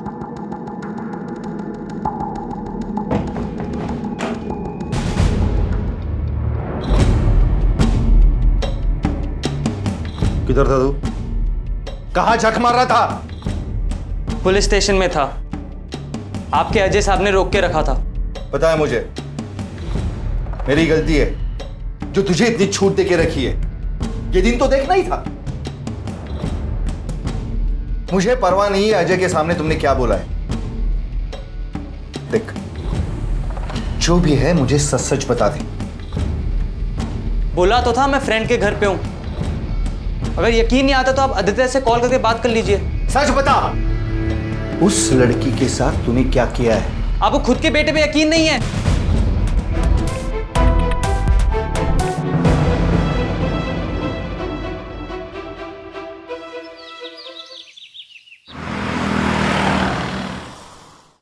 सर, ये फाइल।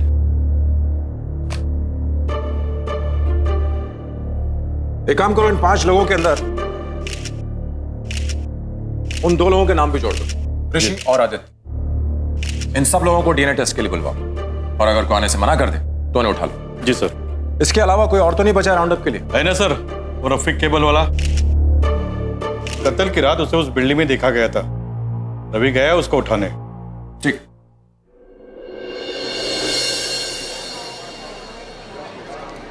बिल्डिंग नंबर 17 में केबल कनेक्शन ठीक किया क्या?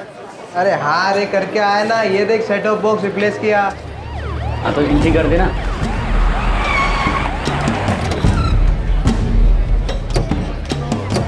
बिल्डिंग नंबर 16 में तुम लोगों में से कौन जाता है? मैं जाता हूँ साहब। और 6 तारीख की शाम को कौन गया था?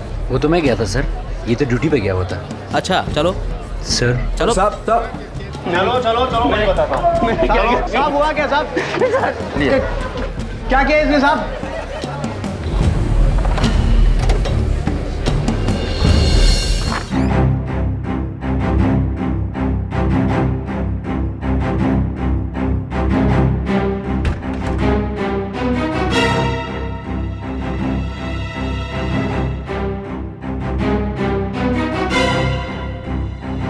इंट्रोगेशन में तो फेल हो गया, अब कल जाके डीएनए टेस्ट देखिए। DNA test? काय को? बाबा मैंने कुछ किया ही नहीं है। कुछ किया नहीं है तुमने? हाँ, कुछ किया नहीं है? हाँ। अगर कुछ किया नहीं है तो डीएनए टेस्ट देने में प्रॉब्लम क्या है? डर क्यों रहा है? मैं किसी से नहीं डरता, पर मैं डीएनए टेस्ट नहीं दूंगा। देख बेटा, ये रिक्वेस्ट नहीं है, ऑर्डर है। कल तुझे डीएनए टेस्ट देना ही पड़ेगा।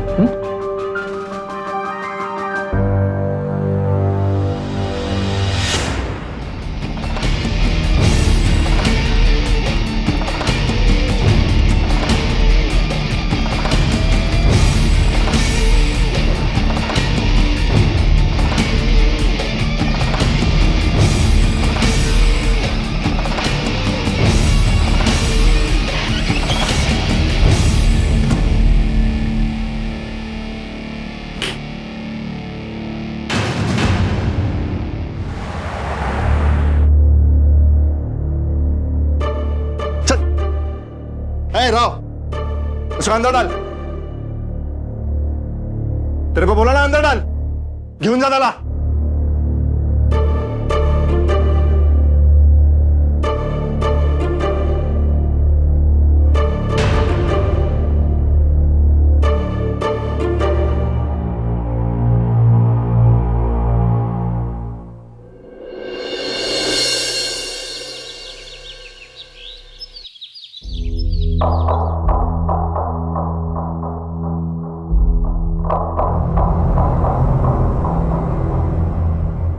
क्या किया तूने?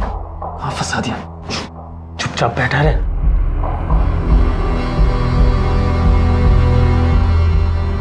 नेक्स्ट।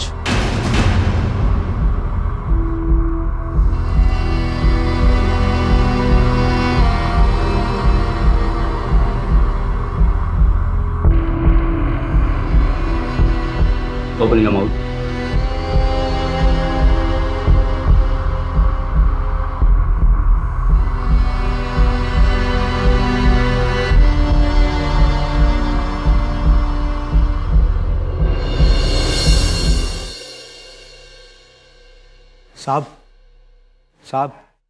साहब क्या है?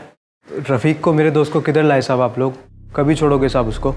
1-2 दिन में सब पता चल जाएगा, अभी निकलो। साहब उसकी माँ पूछ रही थी साहब, सब लोग परेशान हो रहे हैं साहब, बताओ ना साहब। अरे बोला ना 1-2 दिन में सब पता चल जाएगा। लेके जा इसको। मैं जा रहा है साहब, बोलो तो साहब, कब सब पता चल जाएगा 1-2 दिन में। चलो।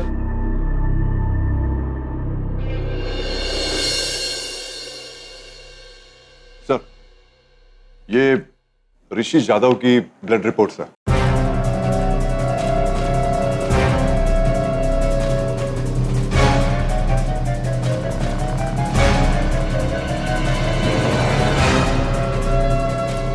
Yadav, come in the cabin, please.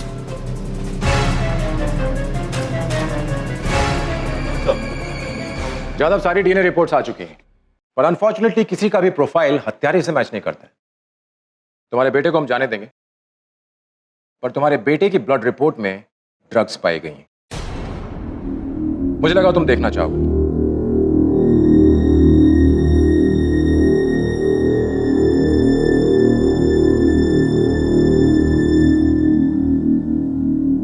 अगर हत्यारा इन 8 में से नहीं है तो फिर कौन है? मुझे लगता है हम जरूर कुछ न कुछ मिस कर रहे हैं।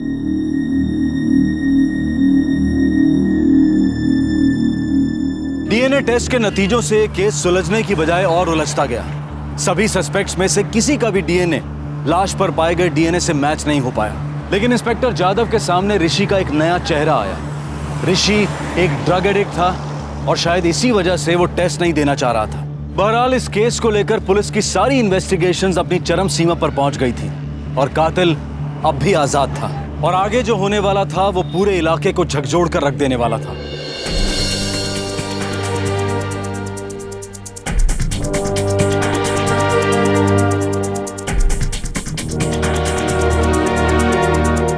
नफीसा बेबी, साहब मेरी बच्ची अभी तक घर नहीं आई है। आप सब जगह ढूंढा, पता नहीं बच्ची कहाँ चलेगी, कुछ पता ही नहीं चल रहा है। नाम क्या है बच्चे का? नफीसा अली। नफीसा अली।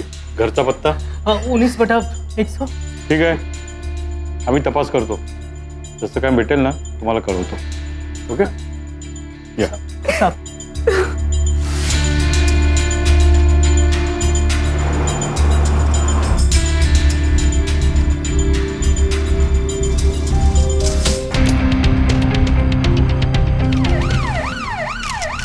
क्या रे, ये कैसा हुआ? साहब मुझे कुछ पता नहीं साहब. तू कहाँ गया था? मैं 1 महीने से मुंबई में था ही नहीं, हैदराबाद गया था. अच्छा, ये खोली मेरी है साहब, 2 महीने से बंद है. मैं भाड़ेदार ढूंढने की कोशिश की साहब, लेकिन कोई भाड़ेदार मुझे मिला ही नहीं. बॉडी काफी डिकम्पोज हो चुकी है, जिसकी वजह से चेहरा एकदम बिगड़ गया है.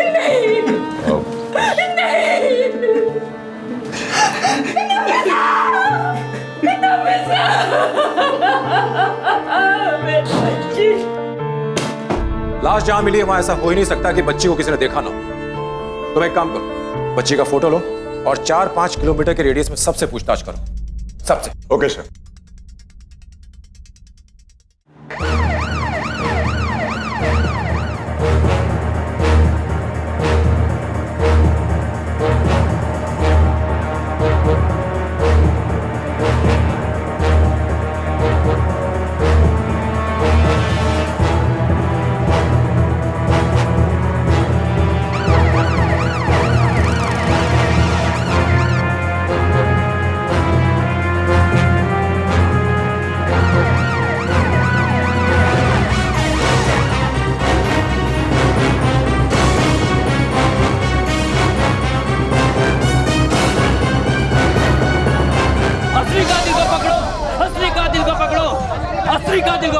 कुछ पता चला साहब? तहकीकात चल रही है. ऐसा कब तक बोलोगे साहब? और कितना इंतजार करें साहब, और कितना इंतजार करें आप? देखिए हम लोग बहुत जल्द कातिल को पकड़ लेंगे, आप बेफिक्र रहिए. अरे आप लोग शांत रहिए, पुलिस अपना काम कर रही है. अरे इन लोगों को पता है यार असली कातिल कौन है, लेकिन फिर भी छुपा रहे हैं क्योंकि पकड़ तो सकते हैं नहीं. आप किसी की हत्या होती है तो इसका जिम्मेदार आप लोग होंगे. आप लोग होंगे इसके जिम्मेदार. अरे आप लोग शांत रहिए, पुलिस अपना काम कर रही है. अरे क्या काम कर रही है पुलिस? फिर से वही मोडस ऑपरेंडी, फिर से रेप, फिर से गला घोट करके हत्या. सर, हैदराबाद पुलिस ने कंफर्म किया है कि रमजान अली कत्ल के वक्त हैदराबाद में ही था. ये देखिए रिपोर्ट. वो वहां पर 20 दिनों के लिए था ना? जी सर. और कत्ल हुआ, इसका मतलब रमजान अली हत्यारा नहीं हो सकता. अच्छा, उसके दरवाजे पर जो ताला लगा था जिसको हमने तोड़ा, उस पर कुछ फिंगरप्रिंट्स मिले थे, उनका कोई मैच मिला? नहीं सर, हमारे रिकॉर्ड्स में तो ऐसा कुछ भी नहीं मिला. नफीसा की जो ये पोस्टमार्टम रिपोर्ट है इसमें उसका ब्लड ग्रुप है O पॉजिटिव और उसकी लाश पर जो खून का धब्बे मिले थे उसका ब्लड ग्रुप था AB पॉजिटिव, राइट? और यही नहीं, नफीसा के नाखूनों में जो बाल मिले उसका डीएनए और खून के धब्बों का डीएनए सेम है.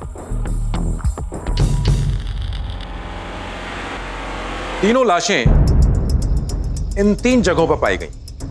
इसका मतलब यह हुआ कि हत्यारा इसी इलाके के बीच में कहीं छुपा हुआ है। हत्यारे का ब्लड ग्रुप AB पॉजिटिव है, यह हम सब जानते हैं। अब इस इलाके में कितने लोग होंगे जिनका ब्लड ग्रुप AB पॉजिटिव होगा? उन सब लोगों को राउंड अप करो और उनमें से कातिल को छांटने के लिए उनका DNA टेस्ट करवाओ, सबका। सर इस तरह से तो 500-600 लोगों के टेस्ट कराने पड़ जाएंगे। करो, मजिस्ट्रेट की परमिशन चाहिए, उसका बंदोबस्त मैं करता हूं। हर घर में जाओ और 15 साल से बड़ी उम्र के हर आदमी का ब्लड टेस्ट करो, हर एक आदमी का। Okay sir. पुलिस के सामने इस वक्त एक असाधारण चुनौती थी। इतनी बड़ी कॉलोनी के सभी पुरुषों का ब्लड टेस्ट करवाना कोई बच्चों का खेल नहीं था। हत्यारे को जल्द से जल्द ढूंढना सबसे ज्यादा महत्वपूर्ण हो गया था, क्योंकि जब तक वो बाहर था इलाके की कोई भी बच्ची उसका चौथा शिकार बन सकती थी। अरे कोई है? अरे ब्लड टेस्ट करना है। आइए डॉक्टर। कोर्ट का ऑर्डर है, ब्लड टेस्ट करना है। जाओ गाड़ी में जाके चेक करके लेके आओ।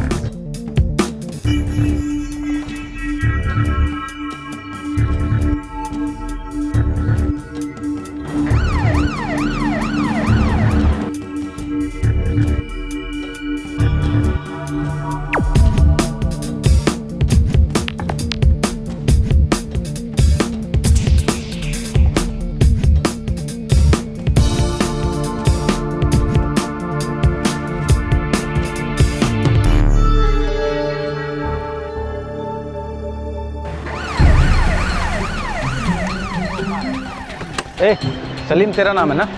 चल, बड़े साहब ने बुलाया। चल टेस्ट करना है तुम्हारा। चलो बैठो गाड़ी में। क्या साहब? चल चलो साहब, पर मैंने किया क्या? चलो बैठो, चलो। अरे कितनी देर से बैठा के लगा है, मुझे तो कंटाल आ रहा है। अरे हाँ रे, मेरे को भी कंटाल आ रहा है। इन लोग का ऐसा ही है। पिछली बार मेरे दोस्त को उठा के लाए थे, इस बार मेरे को उठा लिया। चलो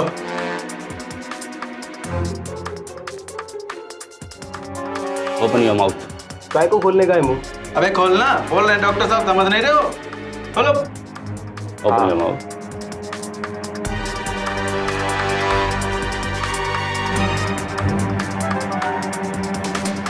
दो यार, अरे दो यार, जाने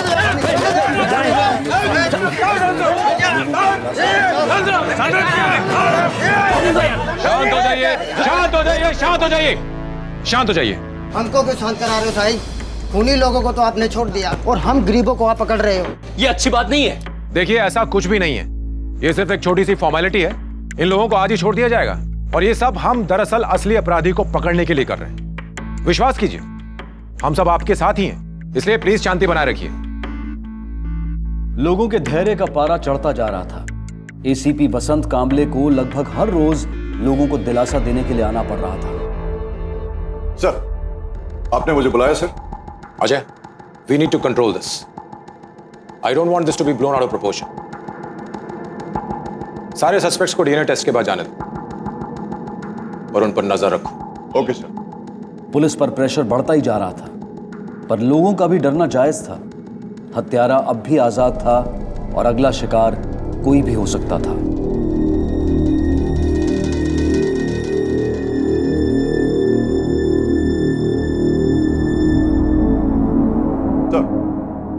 सर, पूछताछ से पता चला है कि नफीसा अली के अगवा होने के दिन उसको 3 लोगों ने देखा था। एक राधिका नाम की औरत, एक ऑटो रिक्शा ड्राइवर जिसका नाम यूसुफ है और भाऊ भोपे। तीनों को बुलाओ। Okay sir. नाव का तुझा? राधिका। उस बच्ची को कहाँ देखा था तुमने? मैं एक बस स्टॉप पे खड़ी थी अपनी विषय मंडली के साथ। वहाँ इस बच्ची को एक आदमी के साथ देखा, सामने वाले बस स्टॉप पे। उस बच्ची को कहाँ देखा था तुमने? सर, मैं पटेल दुकान के सामने खड़ा था, तभी मैंने देखा एक लड़का इस बच्ची का हाथ पकड़ के लेके जा रहा था। एक लड़का इस बच्ची को लेकर मेरे रिक्शे में बैठा था, बोला खूबसूरत स्टोर्स जाना है। मैं ले गया साहब। मैं खूबसूरत स्टोर्स के लिए लेफ्ट ले रहा था, बोला राइट ले लो। तो मैंने कहा कि खूबसूरत स्टोर तो लेफ्ट में है, तो बोला कि मैं जैसा कहता हूँ वैसा करो। अगर अमित कुमार वो सामने आएगा, पहचान लोगे उसे? जी बिल्कुल। हाँ सर। पहचानो, इनमें से कोई है क्या? नहीं सर। ये? नहीं सर।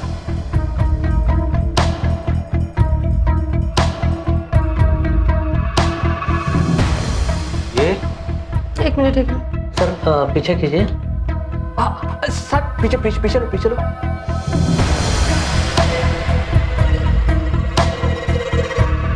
हाँ सर, ये तो वही लड़का है। पक्का यही है? हाँ यही है। ये it's a match. DNA is matching. Yes sir. कातिल का पता चल गया अजय। मुझे ये आदमी आज हर हाल में चाहिए। सर, मैं अपनी एक टीम लेकर निकलता हूं।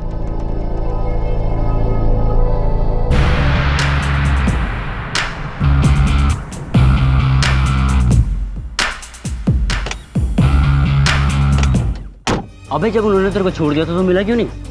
अबे क्या बताऊं यार तेरे को, वो पुलिस वाला ना, वो ऐसा ब्रश डाल के ऐसा हिला रहा था, ऐसा कर रहा था जैसे मेरे मुंह में कीड़े लगे हो। तू देखा है क्या? साला कीड़े होते हैं पुलिस वाले भी, कुछ भी करते। बॉस, वो येड़े नहीं तू येड़ा है। डीएनए टेस्ट कराने लेके गए थे ना? अरे मेरा भी हुआ था रे पिछले महीने, जब मेरे को पकड़ के लेके गए थे ना। वो लड़की मरी थी ना, बच्ची, उसी के कातिल को ढूंढ रहे थे वो। डीएनए टेस्ट क्या होता है भाई? अच्छा यार, मेरे को किसी ने पिछले महीने बताया था कि इससे कातिल का पता लगता है।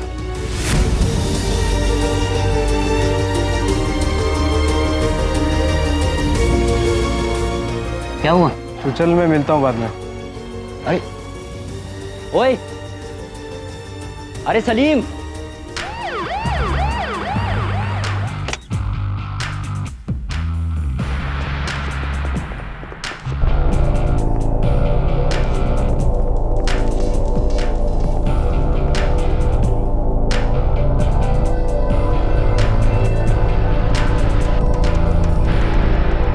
सर सलीम, रुक रुक।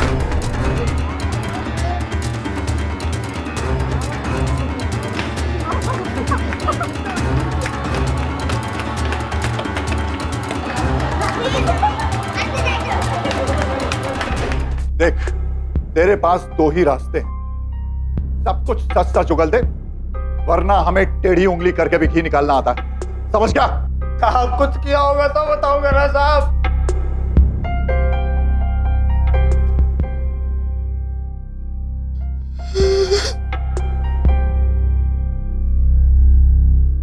सर, मैंने काफी कोशिश की लेकिन वो मुंह नहीं खोल रहा है। जुर्म तो इसने किया है और इसका मुंह खुलवाना भी बहुत जरूरी है। एक काम करो, तुम इसके घर जाकर तलाशी लो। Okay sir.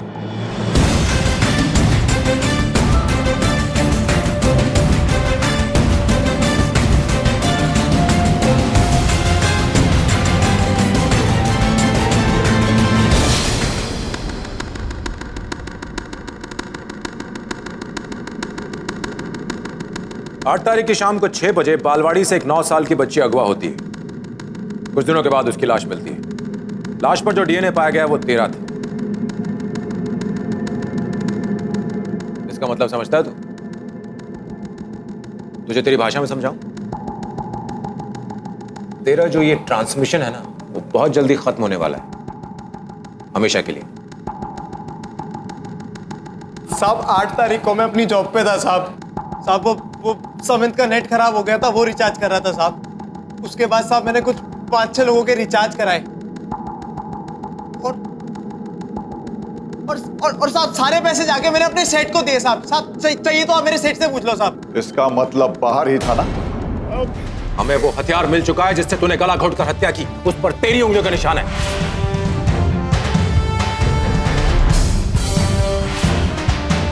जिस खोली में तूने लड़की की लाश छुपाई, उस पर लगे ताले पर भी तेरी ही उंगलियों का निशान है। उसके अलावा तेरे खून से सने जो कपड़े मिले हैं, उस पर खून नफीसा का है जो कि तेरे घर से मिला है। उसके अलावा हमारे पास 3 चश्मदीद गवाह हैं जिन्होंने तुझे उस रात नफीसा के साथ देखा था। इसी तेरी भलाई इसी में है कि तू सब कुछ सच सच बता दे, नहीं तो 3 कत्ल के इल्जाम में तुझे फांसी की सजा से कोई नहीं बचा पाएगा।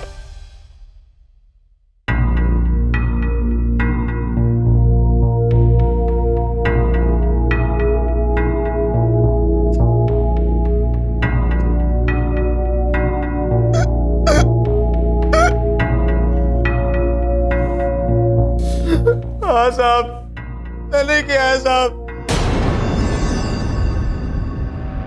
गलती हो गई साहब मेरे से। साहब केवल का काम है ना मेरा साहब, तो भी घर में आना जाना भी लगा रहता है। लोगों की घरेलू बातें सुनना आम बात थी साहब मेरे लिए।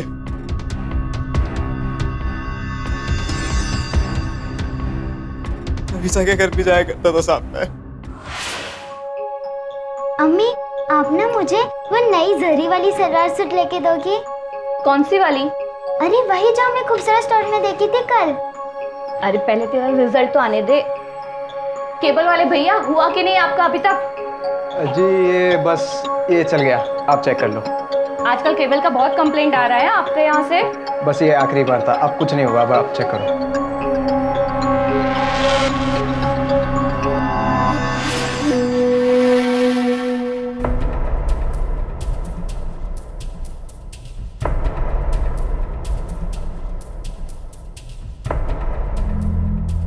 नफीसा बेबी, इधर आओ। यहाँ पास में ना एक खूबसूरत स्टोर है, तुम्हें वो जरी वाला सूट चाहिए था ना? हाँ मुझे चाहिए। आओ मैं दिलाता हूँ, आओ। फिर क्या किया तूने? एक दिन साहब मैं उसको रिक्शे में बिठाकर एक खोली में ले गया। सलीम ने पहली 2 लड़कियों के कत्ल का इल्जाम कबूल नहीं किया, शायद इस उम्मीद में कि उसे सजा कम मिलेगी।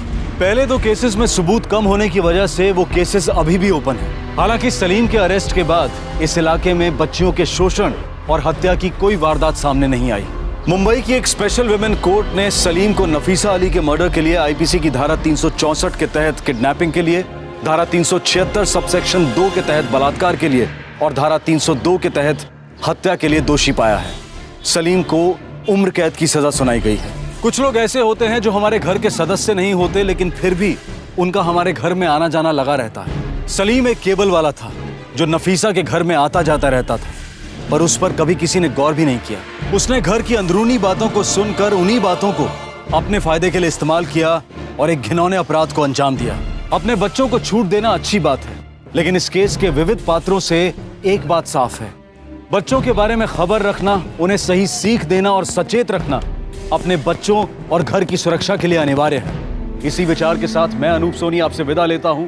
फिर मुलाकात होगी अगले एपिसोड में और खुलासा करेंगे एक और जुर्म का। तब तक अपना और अपने परिवार का ख्याल रखें और देखते रहें क्राइम पेट्रोल डायल 100। सबक एक को सीख हम सबको। जय हिंद। इस तरह के और भी एपिसोड देखने के लिए हमारे चैनल को सब्सक्राइब करें और बेल आइकन दबाना ना भूलें।